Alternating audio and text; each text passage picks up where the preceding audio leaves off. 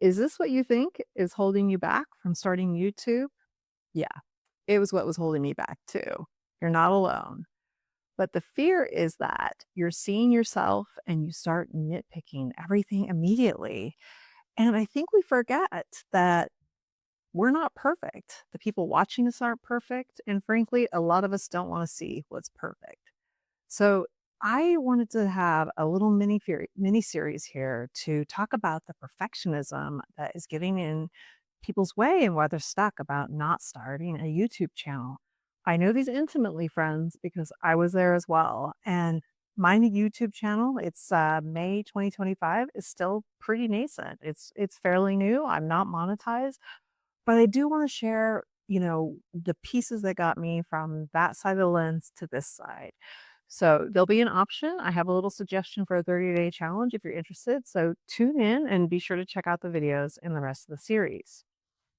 So, why this feels so personal? There's this idea that when you're looking in the mirror and seeing yourself versus being on the camera, we don't look like ourselves. We look odd, right? Like in the mirror, we're kind of used to what that looks like. And it gets kind of flipped around on the other side of the camera. It's like when you see yourself. And also, we're just used to, being critical, the self-protection loop. We don't want to be out there. I hate the way I look.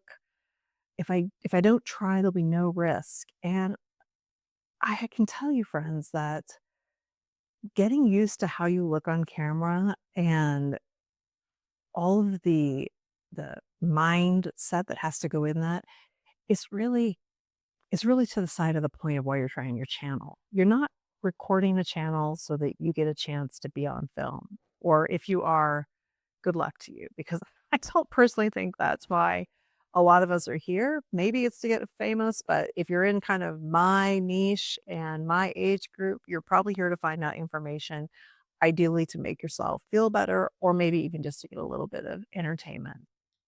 So let's address why this feels so personal. I mean, it's so intimate, right? You see yourself in the mirror all the time, unless you've banished them all from your house. But if you like brush your teeth or floss, you probably have a mirror somewhere in your house. Or perhaps you're like me and you have to spend a lot of time on videos looking at yourself on the screen. And in some ways, you think we'd get used to that, right? But a lot of people have noticed that I was listening to a story in the news the other day where more people are getting Botox or asking for teeth whitening procedures because they're seeing themselves on film all the time. And it's weird, right? We're not used to that. I mean, unless you were doing that kind of work beforehand, this is kind of new to a lot of us. And it's also something that we're having to get used to. And being on the camera and talking to you out there, it does. It feels intimate and it's different than when you see yourself in the mirror, which is just you and yourself. But I'm sitting here talking to the back of my phone. And, now that I've done this a few times, I've seen myself on YouTube. I've watched it from the incredibly big television that we have in our living room. And so I got to see myself bigger than life. And honestly, it's just something you have to move forward with, and I'll give you some hints on how to do that. Don't worry, I'm not gonna leave you there. So, when I first started recording these videos, and this is kind of the challenge I was alluding to, I just couldn't get past what I look like. I even spent some time practicing talking in front of the mirror, but I was spending so much time, like, fiddling with my hair or outfits that I just wasn't getting anywhere, and I knew the camera piece and filming myself was going to be the big jump for me. I was able to come up with content ideas, I was able to do the script part, figure out the technology, even figure out the mechanics of YouTube, but it was this part right here that was putting Aaron here into a lot of, standstill. So what I did to try to get over that, and is something you can try as well, is I just made a commitment to record myself for 30 days for 8 minutes. And I chose 8 minutes because the course on YouTube that I took, and I'll be sure to share that in the show notes, suggested that 8 minutes was a good time to aim for when you start off, because that's the point when advertisers on YouTube can start to add um, commercials to your video. It has to be at that minimum length. And I tell you, friends, 8 minutes is a long time. And so I needed to come up with some way if I was going to do this for 38 days. I didn't want to just riff on things or here's what happened in my day. I wanted it to kind of have a similar format that I would you know, imagine having with my videos. So I'd done some research on that. I knew I wanted to kind of have a hook, a theme, a little bit of a personal story. And so I did. For 30 days, I recorded myself and I did it in all different rooms and different lights and different parts of the house. I did it outside. I did it walking. And I will say that towards the end, and it did take a while, I did become more comfortable in front of the camera, less silly, um, and, more accepting of seeing myself in either good light, bad light, or whatever. Um, and a little less self-conscious when I actually used my camera out in public. I still feel self-conscious doing that now, I'm not gonna lie. But I was able to find, the place in my house that I thought made the best spot for video recording for right now. So just something to consider, like why it feels personal and something to try to get over that initial freeze. So what actually matters on the camera? This is interesting. Think about too the audiences that you're going to have. They're not here necessarily for your candor or what you look like. They're here for the clarity of your message. They want to know what you have to say and if they can hear you, if makes sense, if your thumbnail and your title is actually tied into your content. And, if your confidence is in your topic, it's going to be transferable across the screen. If you look relaxed, they're going to relax. They're going to be able to trust you. It does feel a little awkward to be standing in front of a camera, but if you can get that what you're doing here is to be present with your viewers, to relay your message and to help them some way, it can honestly take a lot of the pressure off of you because you don't want to be somebody you're not. I mean, for me, a lot of remembering this for myself was thinking about the people that I enjoy watching on YouTube. And yeah, some of them are, what we might call really, really good performers in front of the video, really comfortable. But it's also kind of heartening to go back and look at their first videos, even though I've only put up 2 dozen or so videos. My first ones were very much more awkward, where I felt much more self-conscious. And the same is true with a lot of YouTube channels that if you go back to their early ones, you can see, the realness there. And I actually find that very endearing and inspiring. And I think probably a lot of people in my age group and niche also feel that way. Just a couple other tricks that you might try when you are on screen that I have found when I've been recording my videos and playing them along is I now have my camera positioned slightly differently than when I started because I started putting my notes on one of my monitors. I was like taping notes to my tripod, but I found myself kind of physically glancing down a lot. And even though you will notice that I'm glancing occasionally over to see my notes, I found that this worked well for me, and it helps keep my eyes kind of level with the camera. Whoops, see? Real time here. So, another thing is to face a window or light source. So, one of the reasons that it helped filming those 30 videos is that I did find that this room, which is surrounded by light, it's like a screened-in back porch. It's not screened in, but it's got windows all the way around on 2 sides.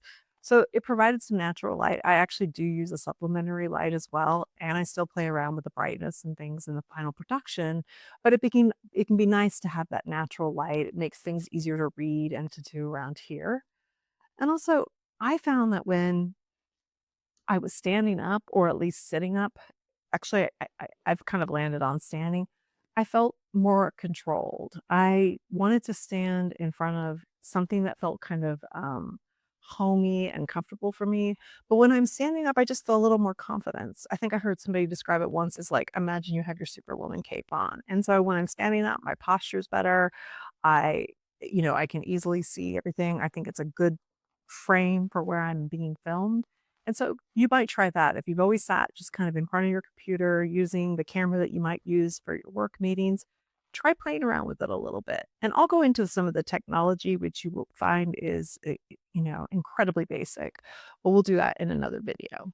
So the 30-day challenge that I mentioned. So this works because it kind of helps break up the cringe cycle. And what you want to do is you can either start like I did with a 8-minute video, but if that just sounds like impossible, just record a 60-second video every day and pick a tiny prompt, a fun fact or a story or a question, and you might consider watching it back, but only look for the things that you did right or that you can learn from. And you can upload these publicly or as unlisted. Now, I did upload all my videos and I did that because I wanted to practice like how the logistics of YouTube worked. How do I do a description? Can I copy and paste from this place?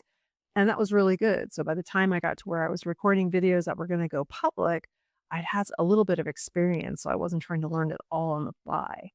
But the other thing I'll remind you of is that it's definitely going to feel uncomfortable and you should expect that. And it's okay because those times that we're growing, those are the ones that feel uncomfortable. And by doing that, you may come up with some ideas. So one of the other things I did for when I started creating my videos for real is that I came up with a few rules for myself. I try to always do it in this room. That's not to say that I may not shake it up at some point. I came up with a simple kind of uniform idea. I tend to wear black or dark colors or something that goes with black. I tend to always do these on Saturday because that's when, I work full time. So that's when I have an opportunity to do these videos in batch. And I do change it up a little bit per video. But if I didn't, I'd be okay with that as well. And having those kind of rules, will kind of help mean that when it's time to do the videoing of the YouTube, video before you are gonna lift it as public, you're not kind of making all those decisions at the time and every single time you are ready to record. I actually have a video on that. I think I called it "Constraint," which is the long way I look at it, and, you can check that out here if you want to, but that might give you some other ideas of how you can kinda set up some parameters around your YouTube, uh, filming and what you're doing in the camera to make you, feel more comfortable. So, I do just wanna remind you to remember you don't need to look perfect to show up and be adding value, and you I want you to just think of this as like starting where you are. So you will get more comfortable on camera. I know that I am. I've actually started like allowing the camera to come a little bit closer rather than being, so far away because I notice in the videos that I watch that I really engage with the people's expression and what they're doing. And like I said, it's it's going to help you become less about you and what you look like and what you're doing, and more about who you're talking to. And I'll go into that in one of my other videos on this, but that's really kind of the secret, right?